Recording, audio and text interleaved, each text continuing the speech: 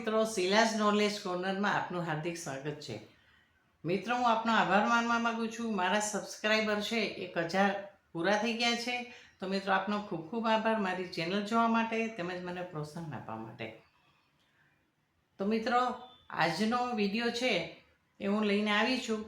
તેમાં ગુજરાત સરકારની એક યોજના છે વાલી દીકરી યોજના. આ યોજના અંતર્ગત દીકરીઓને આર્થિક સહાય આપવામાં આવે છે. તો અમારો વિડીયો છે અંત સુધી જોશો તેમજ વિડીયોને લાઈક અને શેર પણ કરશો, જેથી વધારે લોકો આ અંગેની માહિતી મેળવી શકે તેમજ આ યોજનાનો લાભ લઈ શકે. તો આજના વિડીયોમાં આપણે જોશું કે આ વાલી દીકરી યોજના છે તેનું ફોર્મ ક્યાંથી મળશે, આ યોજના પાછળ સરકારનો ઉદ્દેશ્ય શું છે, પાત્રતાના ધોરણો શું છે, તેમજ તેમાં કયા કયા દસ્તાવેજની જરૂર પડશે, તેમજ યોજનાને લગતી જે શરતો છે કે ધારાધોરણો છે તેના વિશે આજના વિડીયોમાં આપણે જાણશું. તો મિત્રો, શરૂ કરીએ છીએ આજનો વિડીયો વાલી દીકરી યોજના. તો મિત્રો, ગુજરાત સરકાર દ્વારા આ યોજના 2 ઓગસ્ટ 2019થી શરૂ કરવામાં આવી છે અને આ યોજનાનું જે વહીવટી સંચાલન છે એ મહિલા અને બાળ વિકાસ વિભાગ દ્વારા થાય છે. આ યોજનાનો ઉદ્દેશ છે કે બાળકીના જન્મને, કન્યાના જન્મને પ્રોત્સાહન આપવાનું, તેમનો સ્કૂલ ડ્રોપ આઉટ રેશિયો છે, એટલે પ્રાથમિક શાળા અને હાઈસ્કૂલ પછી બાળકીઓ શિક્ષણ છોડી દે છે, શાળા છોડવાનું પ્રમાણ ઘટે, સ્કૂલ ડ્રોપ રેશિયો ઓછો થાય, તેના માટે થઈ અને આર્થિક સહાય આપવામાં આવે છે. તેમજ બાળકીના લગ્ન છે પુખ્ત વયે થાય, બાળ લગ્ન છે એ ના થાય, એટલે બાળ લગ્ન અટકાવવા માટેનો પણ આ ઉદ્દેશ છે. આપણે બધા જાણીએ છીએ કે સમાજમાં ભ્રૂણ હત્યા થાય છે, દીકરીઓને જન્મ પહેલાં જ અટકાવવામાં આવે છે, જેનાથી સેક્સ રેશિયો છે ખૂબ જ ઓછો થઈ ગયો છે. 1000 દીકરાની સામે 883 દીકરીઓ છે. તો આ ખૂબ જ ચિંતાનો વિષય છે, જેના માટે સમાજે જાગૃત થવાની જરૂર છે અને સરકારે આ માટે એક પગલું ઉઠાવ્યું છે, ભ્રૂણ હત્યા રોકવા અને બાળકીના જન્મને પ્રોત્સાહન આપવા માટે થઈને આ યોજના શરૂ કરી છે. હવે મિત્રો, આ યોજના છે તેમાં પાત્રતાના ધોરણો શું છે? તો પહેલાં તો જે દીકરી છે એનો જન્મ 2 ઓગસ્ટ 2019 પછી થયેલો હોય તે તમામ દીકરીઓને આ લાભ મળવાપાત્ર થાય છે. એક કુટુંબમાં 2 દીકરીઓને આ લાભ મળે છે, પરંતુ એમાં એક અપવાદ છે કે ધારો કે બીજી પ્રસૂતિ હોય અથવા તો ત્રીજી પ્રસૂતિ હોય સ્ત્રીને, ત્યારે તેમને જો ટ્વિન્સ જન્મે અથવા તો ટ્રિપલ બાળકી જન્મે તો તમામ બાળકીને આ લાભ મળવાપાત્ર થાય છે. જે કુટુંબની વાર્ષિક આવક ગ્રામ્ય અને શહેરી બંને વિસ્તારમાં 2 લાખ રૂપિયા અથવા તો તેનાથી ઓછી હોય તેના કુટુંબને આ લાભ મળવાપાત્ર થાય છે. હવે જે દંપતી ગુજરાતમાં જ વસવાટ કરતું હોય, એટલે મૂળ ગુજરાતી હોય, તેને જ આ યોજનાનો લાભ મળવાપાત્ર થાય છે. હવે કોઈ દીકરી છે એ 1 ઓગસ્ટ 2019ની મધ્યરાત્રિ એટલે કે 12 વાગ્યા પછી જન્મી હોય તો એ બીજી તારીખ ગણી અને એને આ યોજનાનો લાભ આપવાનો છે. હવે આ યોજના છે તેનો મહિલા અને બાળ વિકાસ દ્વારા ઠરાવ પસાર કરવામાં આવ્યો છે.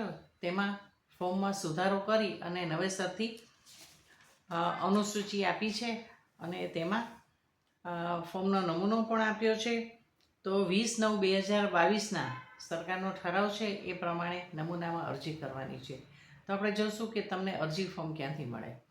તો સરકારની મહિલા અને બાળ વિકાસ વિભાગની વેબસાઇટ છે wcd.gujarat.government.in. આની ઉપરથી તમે અરજી ફોર્મ ડાઉનલોડ કરી શકો છો. પણ આ અરજી ફોર્મ છે એ ઓફલાઈન તમારે ભરવાનું છે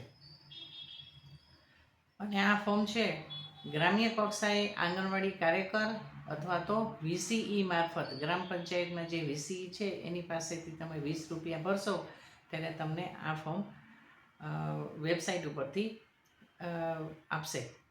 અથવા તાલુકા કક્ષાએ મામલતદાર કચેરીમાં જનસેવા કેન્દ્ર છે ત્યાંથી પણ તમે અરજી ફોર્મ મેળવી શકશો. તેમાં પણ 20 રૂપિયા ભરશો એટલે તમને ફોર્મ આપશે. તાલુકા કક્ષાએ બાળ વિકાસ યોજના અધિકારીની કચેરી છે ત્યાંથી પણ તમને આ ફોર્મ મળશે. અને જિલ્લા કક્ષાએ મહિલા અને બાળ વિકાસ યોજનાની ઓફિસ છે, પ્રોગ્રામ ઓફિસરની ઓફિસ, ત્યાંથી પણ ફોર્મ મળવાપાત્ર થશે. આ ફોર્મ ભરી અને પાછું જે જગ્યાએથી તમે ધારો કે વીસીએ પાસેથી કે આંગણવાડી વર્કર પાસેથી લીધું હોય તો ત્યાં જમા કરવાનું છે, તાલુકા કક્ષાએથી લીધું હોય ત્યાંથી જમા કરવાનું છે, જિલ્લા કક્ષાએથી લીધું હોય તો ત્યાં જમા કરાવવાનું છે. આ રીતે ફોર્મ લઈ અને તમે જમા કરાવશો એટલે તમને એક પહોંચ આપશે. આ પહોંચ તમારે સાચવીને રાખવાની છે. હવે આ યોજનામાં કેટલી આર્થિક સહાય મળે છે? તો આ યોજનામાં બેંક દ્વારા ડીબીટીથી ડાયરેક્ટ બેંક એકાઉન્ટમાં જ પૈસા જમા થાય છે. જ્યારે દીકરી પહેલાં ધોરણમાં પ્રવેશ મેળવે ત્યારે અરજી કરવાની છે. શાળામાં જ્યાં પ્રવેશ મેળવ્યો છે તે સ્કૂલનું એક સર્ટિફિકેટ લેવાનું છે, દાખલો લેવાનો છે કે બાળકી પહેલાં ધોરણમાં પ્રવેશ મેળવ્યો છે. તો 4,000 રૂપિયાની સહાય સાથે અરજી કરવાની છે અને બાળકીના ખાતામાં 4,000 રૂપિયા જમા થશે. પછી બાળકી 9મા ધોરણમાં આવે એટલે કે પ્રાથમિક શિક્ષણ પૂરું કર્યા પછી હાઈસ્કૂલના શિક્ષણ મેળવે તેના માટે થઈ અને 9મા ધોરણમાં પ્રવેશ કરે ત્યારે 6,000 રૂપિયાની આર્થિક સહાય આપવામાં આવે છે. ત્યારે પણ સ્કૂલનો દાખલો અને એક અરજી કરવાની છે, ત્યારે 6,000 રૂપિયાની સહાય મળશે. આ રીતે 10,000 રૂપિયા મળવાપાત્ર છે. પછી બાળકીને જ્યારે 18 વર્ષ પૂરા થાય એટલે કે 18મો જન્મદિવસ ઉજવે ત્યારે તેના ઉચ્ચ શિક્ષણ માટે અથવા તો લગ્ન માટે જો 18 વર્ષ પહેલાં લગ્ન ના થયા હોય તો 1 લાખ રૂપિયાની સહાય છે એ બેંક એકાઉન્ટમાં જમા થશે. એટલે બાળકીના ખાતામાં જ જમા થશે. એટલે બાળકીનું બેંક એકાઉન્ટ ખોલાવવું ખૂબ જ જરૂરી છે. આ રીતે 1 લાખ અને 10,000 રૂપિયાની સહાય છે મળવાપાત્ર થશે. હવે જે બાળકીના કુટુંબમાં કમાનાર સભ્ય હોય એમનું જો અવસાન થાય તો LIC તરફથી 10,000 રૂપિયા વધારાના મળવાપાત્ર થાય છે. અને આ સહાય છે તેના માટે પિતાનો મરણનો દાખલો અથવા તો જેના બાળકીનો ઉછેર કરતા હોય તે વાલીનું જો મરણ થાય તો એનો મરણનો દાખલો સાથે અરજી કરવાની છે, જેથી 10,000 રૂપિયા LIC તરફથી મળવાપાત્ર છે. પણ આ છે એ તાલુકા કક્ષાએ જે કચેરી છે બાળ વિકાસ યોજના અધિકારીની, ત્યાં તમારે અરજી આપવાની છે અને ત્યાંથી એ ફોર્મની પ્રોસિજર થશે અને 10,000 રૂપિયા બાળકીના ખાતામાં આવી જશે. આ રીતે વધારાની સહાય 10,000 રૂપિયા પણ મળવાપાત્ર થાય છે. હવે આપણે જોઈએ તો આ યોજના માટે કયા કયા દસ્તાવેજ, કયા કયા ડોક્યુમેન્ટની જરૂર પડશે. તો સૌથી પહેલાં તો બાળકી છે એનો જન્મ થાય એટલે જન્મનો દાખલો કઢાવવાનો, જન્મની નોંધણી કરાવવાની અને જન્મનો દાખલો છે રજૂ કરવાનો છે. પછી બાળકીનો પાસપોર્ટ સાઇઝનો ફોટો અને બાળકીનું આધાર કાર્ડ, એટલે જન્મની નોંધણી આધાર કાર્ડ છે એ બાળકી જન્મે એટલે તરત જ તમારે કઢાવી લેવાનું છે. પછી માતા પિતાનું આધાર કાર્ડ છે એ પણ જરૂરી છે. પછી માતા પિતાનો સંયુક્ત આવકનો દાખલો જે 2 લાખ રૂપિયા કરતાં ઓછી હોય, 2 લાખ અથવા તો 2 લાખ કરતાં ઓછી હોય આવકનો દાખલો જરૂર પડશે. પછી માતા પિતાનું લગ્ન નોંધણીનું સર્ટિફિકેટ જરૂર છે. કારણ કે બાળકીનો જન્મ થાય ત્યારે માતાની ઉંમર પણ 18 વર્ષથી વધારે હોવી જોઈએ. એટલે જો સગીર વયે લગ્ન થયા હશે તો લગ્નનું સર્ટિફિકેટ મળશે નહીં. એટલે લગ્નની નોંધણીનું સર્ટિફિકેટ પણ જરૂરી છે. એટલે માતા પિતાએ લગ્ન પછી આ સર્ટિફિકેટ કઢાવવું ખૂબ જ જરૂરી છે, જે ગ્રામ પંચાયત અથવા તો નગરપાલિકા અથવા કોર્પોરેશનની ઓફિસમાંથી મળી શકશે. હવે એક નિયત નમૂનાનું સ્વઘોષણા પત્ર છે, અનુસૂચિ 2, એ જે મેં વિડીયોમાં બતાવ્યું છે એ પ્રમાણે એક રજૂ કરવાનું છે. એફિડેવિટ કરવાનું નથી, ખાલી માતા પિતાએ પોતે સ્વઘોષણા પત્રમાં એક બાંહેધરી આપવાની છે કે જે આ વિગત મેં ફોર્મમાં ભરી છે બધી સાચી છે. એ રીતે આ ભરવાનું છે સ્વઘોષણા પત્ર. અને મોબાઈલ નંબર, માતા અથવા પિતાના જે કાયમી મોબાઈલ નંબર હોય એ તમારે આપવાના છે. એટલે જ્યારે એમને સહાય મળવાની થશે એટલે બેંકમાં જે પૈસા જમા થશે એનો તમને મેસેજ આવશે અને તમારું રજિસ્ટ્રેશન થઈ ગયું હશે અરજીનું, એનું પણ તમને મેસેજ આવશે. એટલે મોબાઈલ નંબર ખૂબ જ જરૂરી છે.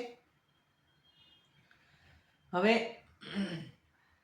અરજી ફોર્મ છે એ ભરવા માટે જો માતા પિતાએ અરજી કરવાની છે અને જો પિતા હયાત ના હોય તો માતા અરજી કરી શકશે, માતા પિતા બંને હયાત ના હોય તો બાળકીના દાદા દાદી છે અરજી કરી શકશે. જો દાદા દાદી હયાત ના હોય તો બાળકીના પિતાના જે ભાઈ અથવા ભાભી હોય તે બેમાંથી એક અરજી કરી શકશે. જો ભાઈ ભાભી પણ ના હોય તો પિતાના બેન પરણિત કે અપરણિત હોય એ પણ અરજી કરી શકશે. આ રીતે છે. અને જો દંપતીએ ડિવોર્સ લીધા હોય, છૂટાછેડા લીધા હોય તો જેની કસ્ટડી, બાળકીની કસ્ટડી જેની પાસે હોય તે પણ અરજી કરી શકશે. અને આવકનો દાખલો પણ આ લોકોનો રજૂ કરવાનો રહેશે.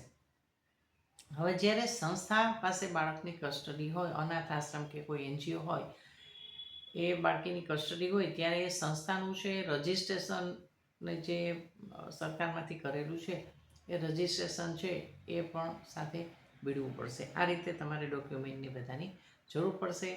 આ રીતે બાળકીનું જો ફોર્મ ભરવામાં આવશે તો 1,10,000 રૂપિયાની આર્થિક સહાય છે બાળકીને મળશે અને તેના ઉચ્ચ શિક્ષણ માટે અને લગ્ન માટે છે એ કામ આવશે. અને કુટુંબને છે એક આર્થિક ટેકો પૂરો પાડવા માટે આ સરકારની યોજના છે. તો મિત્રો, આજનો મારો વિડીયો આપને કેવો લાગ્યો છે તે મને કોમેન્ટ સેક્શનમાં જણાવજો. તેમજ મારો વિડીયો લાઈક અને શેર પણ કરજો. તેમજ જો આપ આ ચેનલને પહેલી વખત જોતા હોવ તો સબસ્ક્રાઈબ કરવાનું ભૂલતા નહીં મિત્રો. તો આપનો ખૂબ ખૂબ આભાર છે. તેમજ જોતા રહેશો મારી ચેનલ. ફરીથી આપનો આભાર. નમસ્કાર.